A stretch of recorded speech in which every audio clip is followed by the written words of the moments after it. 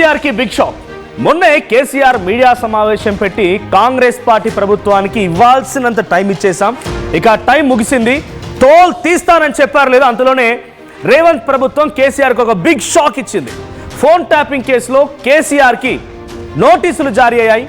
అయితే కేసీఆర్తో పాటుగా హరీష్ రావుకి నోటీసులు ఇవ్వాలని సిట్ నిర్ణయించినట్టు తెలుస్తోంది. అయితే ఫోన్ ట్యాపింగ్ కేసులో కేసీఆర్ నోటీసులు ఇవ్వడం అంటే డైరెక్ట్గా ఇక గత ప్రభుత్వంలో ఫోన్ ట్యాపింగ్ కి సంబంధించిన అంశం పైన ఇక నిజాలని నిగ్గు తేల్చే పనిలో ఉన్నారో సిట్ అధికారి అర్థమవుతోంది. ప్రస్తుత హైదరాబాద్ సిపి సజ్జనార్ నేతృత్వంలో 9 మంది అధికారులతో సిట్ ఏర్పాటైంది.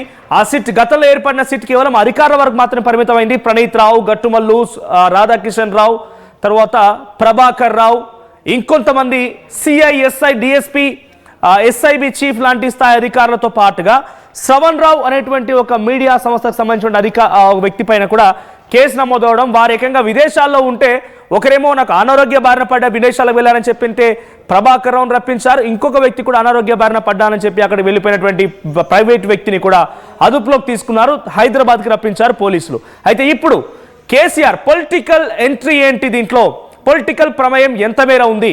పొలిటికల్ ప్రమేయంతో పాటుగా కేసీఆర్, కేటీఆర్, హరీష్ రావులపై ప్రధానమైనటువంటి ఆరోపణలు వినిపిస్తున్నాయి. కాబట్టి అటు బీజేపీ, కాంగ్రెస్ నాయకులు గతంలో ఉన్నప్పుడు వారందరి ఫోన్లు కూడా ఈ ముగ్గురే ట్యాప్ చేయించారు.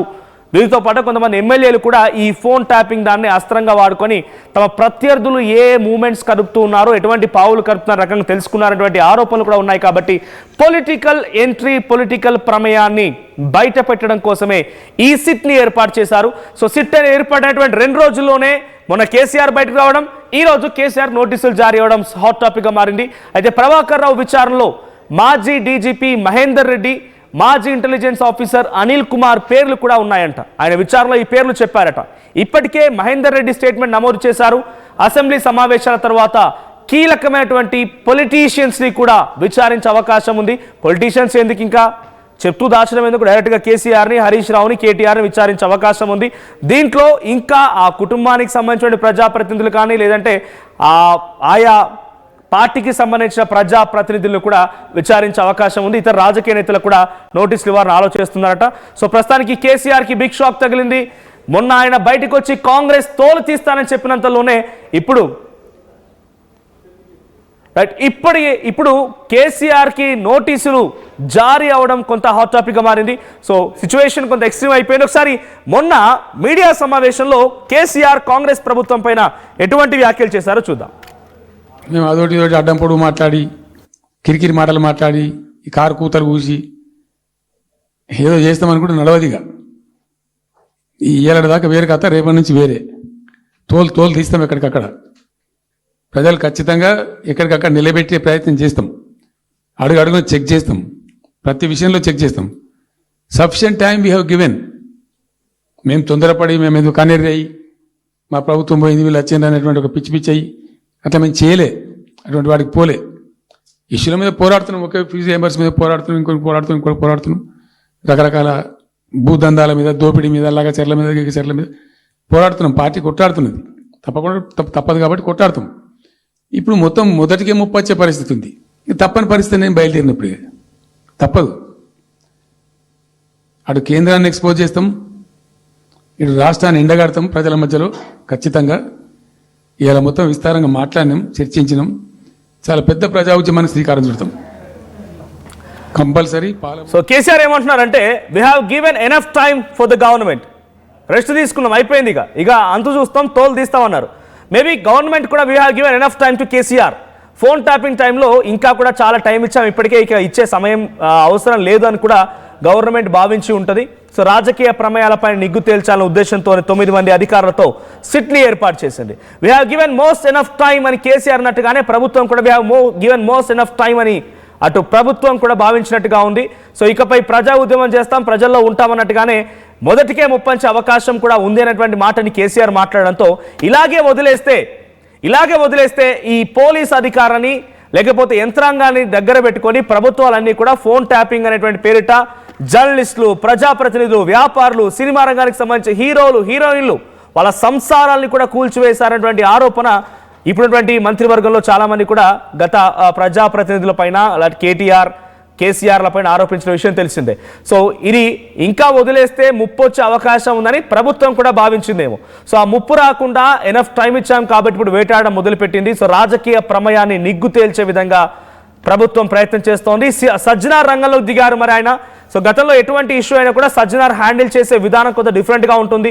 ఎక్స్ట్రీమ్ అవుతే కనుక డైరెక్ట్గా ఇక ఆయన ఎన్కౌంటర్ చేసే సందర్భాలు కూడా ఉన్నాయి. ఎన్కౌంటర్ స్పెషలిస్ట్గా కూడా సజ్జనార్కి పేరుంది. మరి ఈ సజ్జనార్ నేతృత్వంలో ఏర్పడినటువంటి ఈ సిట్, రాజకీయ ప్రమేయాన్ని నిగ్గు తేల్చాల్సినటువంటి సిట్ మరి ఏం చేస్తుంది? కేసీఆర్, కేటీఆర్, హరీష్ రావు, సంతోష్ రావు, రకరకాలుగా ఇంకా నియోజకవర్గ స్థాయిలో ఎమ్మెల్యేలుగా ఉన్న వారి యొక్క ప్రమేయాన్ని ఎలా బయటపెడుతుందో చూడాలి. ప్రస్తుతానికి కేసీఆర్ నోటీస్ ఇవ్వడం పైన ప్రతినిధి మధు అందుబాటులో ఉన్నారు. మధు, సో కేసీఆర్ సంబంధించి అంటే ముందుగా ఈ సిట్ ఏర్పాటు అయింది 2 days బ్యాక్ మనం మాట్లాడుకున్నాం.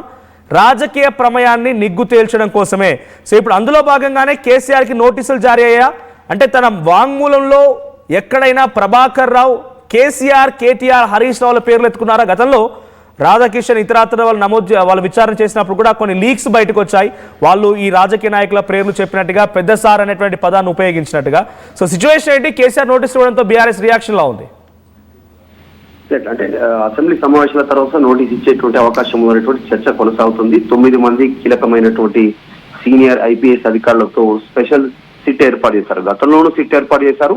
ఆ సిట్ కేవలం కొద్ది మందికి సంబంధించినటువంటి విషయంలో రాధాకిషన్ కానీ ఇంకా మరి కొద్ది మందికి సంబంధించినటువంటి ప్రణీత్ రావు కానీ వీళ్ళకి సంబంధించిన దాంట్లో విచారణ చేశారు, రికార్డ్ చేశారు వారి వాంగ్మూలాలను, దానిపైన ఎంక్వైరీ చేశారు. ఏ నెంబర్లో ఆ డేటా ఎక్కడ ధ్వంసమైంది, ఆ డిజిటల్ ఎవిడెన్స్ ఎందుకు ధ్వంసం చేశారు అనేటువంటిది దానిపైన దృష్టి పెట్టారు.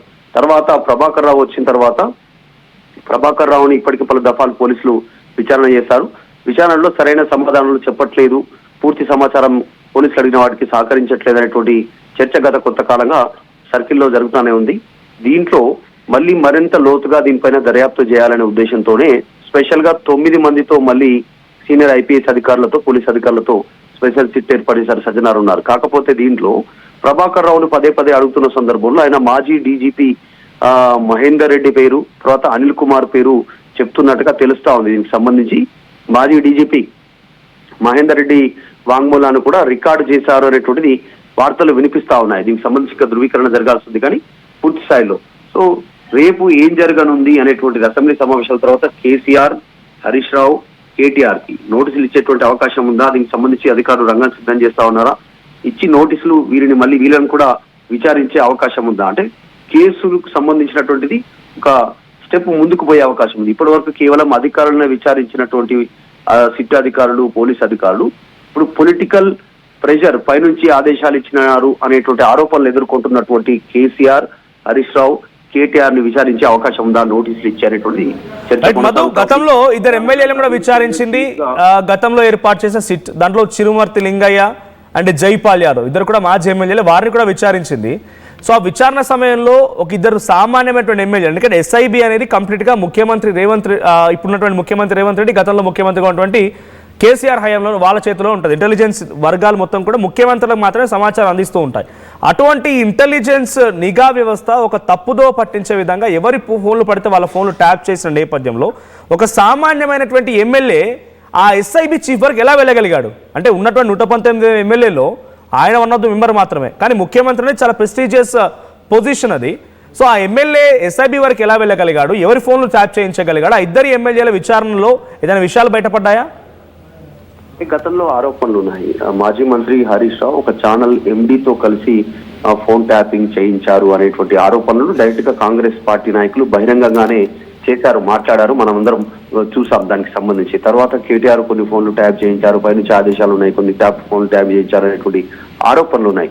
ఇప్పుడు ఈ వస్తున్నటువంటి ఆరోపణలకు సంబంధించి ఈ సిట్ ఏర్పాటు చేస్తారు కాబట్టి దీంట్లో నెక్స్ట్ ఫ్యూచర్ లో ఫర్దర్ గా హోంశాఖకు సంబంధించినటువంటి సెక్రటరీ కానీ, మాజీ డీజీపీ సంబంధించినటువంటి వ్యక్తులు కానీ, ఉన్నత పోలీస్ అధికారులు వీరందరికీ కూడా సిట్టు వీరితో పాటు నోటీసులు జారీ చేయాల్సిన అవకాశం ఉంది. ఫోన్ ట్యాపింగ్ ఎవరి నెంబర్లు ట్యాప్ చేయమని చెప్పారు, పైనుంచి వచ్చిన ఆదేశాలు ఎలా ఉన్నాయి అనేటువంటిది మెయిల్ రూపంలో, లెటర్ రూపంలో, మౌఖిక రూపంలో ఏ రకంగా వచ్చాయి, ఎవరు ఆదేశాలు జారీ చేశారు, అట్లా ఎన్నిసార్లు జారీ చేశారు, ఎందుకు నక్సల్స్ జాబితాలో ఆ నెంబర్లను ఉంచి ఫోన్ ట్యాప్ చేయాల్సినటువంటి అవసరం ఉంది, రికార్డ్ చేసిన తర్వాత ఆ డేటా ఎవరికి పంపారు ఆ డేటా ఇప్పుడు ఎక్కడుంది, ఆ డేటాను ఎవరు ఇవ్వమని చెప్పారు అనేటువంటి దానిపైన దర్యాప్తు చాలా సీరియస్ గా దర్యాప్తు చేస్తా ఉంది.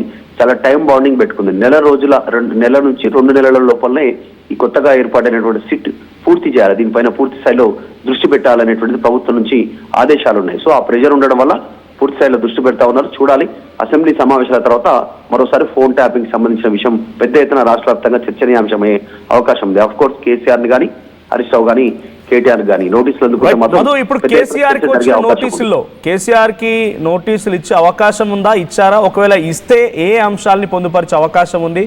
విచారణకు పిలుస్తారా? ఇప్పటికీ ప్రభాకర్ రావుకు సంబంధించినటువంటి విషయంలో 618 నెంబర్లను ట్యాప్ చేశారు అనేటువంటిది అధికారులు ఆయన ముందు లిస్టు పెట్టినట్టుగా తెలుస్తా ఉంది. దానికి ప్రభాకర్ రావు ఆన్సర్ చెప్పట్లేదు. మాజీ డీజీపీ మహేందర్ రెడ్డి ఆదేశాల మేరకు మేము చేస్తామనేటువంటిది ఆయన సమాధానం చెప్తున్నట్టు తెలిసింది. ఏది అడిగినా మహేందర్ రెడ్డి మాజీ డీజీపీ ఆయన ఆదేశాల మేరకు చేస్తాం, ఆయన ఆధ్వర్యంలోనే పనిచేస్తామని చెప్పినట్టుగా సమాచారం అందుతా ఉంది. మరి కేసీఆర్ కు నోటీసులు అందితే లీగల్ గా ఫైట్ చేసే అవకాశం ఉందా? ఎందుకంటే పాలనాపరమైనటువంటి పరిస్థితిలో ఉన్నటువంటి వాళ్ళు, ఇప్పుడున్నటువంటి ముఖ్యమంత్రి రేవంత్ రెడ్డి కానీ, గతంలో కేసీఆర్ కానీ, గతంలో పనిచేసిన ముఖ్యమంత్రులు కానీ, సాధారణంగా ప్రభుత్వంలో జరిగేటువంటి రెగ్యులర్ ప్రాసెస్ అది. జనరల్ గా ఫోన్ ట్యాపింగ్ వ్యవహారం అనేటువంటిది రాష్ట్ర భద్రతకు సంబంధించి, దేశ భద్రతకు సంబంధించి జరిగేటువంటి వ్యవహారమే దాంట్లో. కానీ నిజంగా వాళ్ళు చెప్తేనే చేస్తారు అనేటువంటి ఆధారాలు దొరికే పరిస్థితి ఉంటుందా ఇప్పుడున్న సిచ్యువేషన్ లో? చూడాలి ఏం జరుగుతుందో. ఒకవేళ కేసీఆర్ నోటీస్ అందుకుంటే మాత్రం రాష్ట్ర వ్యాప్తంగా, దేశవ్యాప్తంగా ఇది పెద్ద ఎత్తున చర్చనీయాంశం అయ్యేటువంటి అంశంగా మారే పరిస్థితి. Thank you Madhu. సో మొత్తంగా కేసీఆర్ కి ఇటు సిట్ అధికారులు కొంత